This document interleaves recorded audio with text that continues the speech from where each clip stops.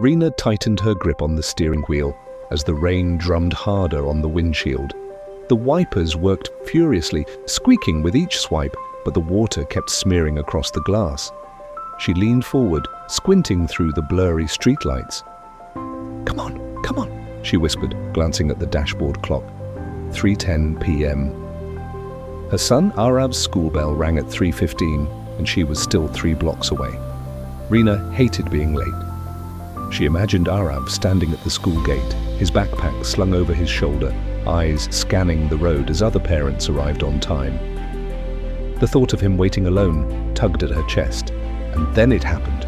The signal ahead flipped to red. "Oh, not now!" Rina groaned, smacking the steering wheel. The car jolted slightly as she braked. She tapped her fingers against the wheel, impatient. If it weren't for this rain, if it weren't for this stupid light... Her irritation rose like steam. A honk sounded behind her. She shot a quick glance in the rearview mirror. An old man in the car behind her looked relaxed, even smiling to himself. Rina frowned.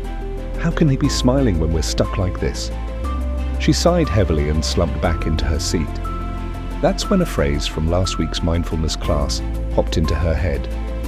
When you cannot move forward, breathe where you are. Rina closed her eyes for a brief moment and inhaled deeply, filling her lungs. She held the breath for a count of 2, then exhaled slowly. Again and again. With each breath, her shoulders loosened. The knot in her chest began to untangle. When she opened her eyes, her perspective shifted. The rain, which moments ago had been an annoyance, now looked like tiny diamonds dancing on her windshield. The red traffic light reflected on the wet asphalt like a glowing ruby. On the sidewalk, a little girl in a yellow raincoat jumped into a puddle, giggling as her umbrella bobbed. Her mother laughed with her, unbothered by the splash. Rina's lips curved into a small smile. This pause isn't punishment, she realized. It's just a pause. The light finally turned green. She eased her foot onto the accelerator, moving forward with a calm steadiness she hadn't felt all day. At the school, children streamed out through the gates, splashing through puddles, shouting goodbyes. Arav stood chatting with a friend, his laughter carrying over the sound of rain. When he spotted her car, his face lit up. "Mama!" he shouted, running toward her. He climbed in, shaking water from his hair. "You're here," he said cheerfully. Rina glanced at the clock. 3:20. Not late at all. She chuckled softly. "Yes, sweetheart." "I'm here." Arav buckled his seatbelt. "You know, I hoped you'd come while I was still talking to my friends." "And you did?" Rina laughed. "Well, looks like the universe had better timing than I thought." As they drove home, the rain began to ease, leaving behind a soft mist.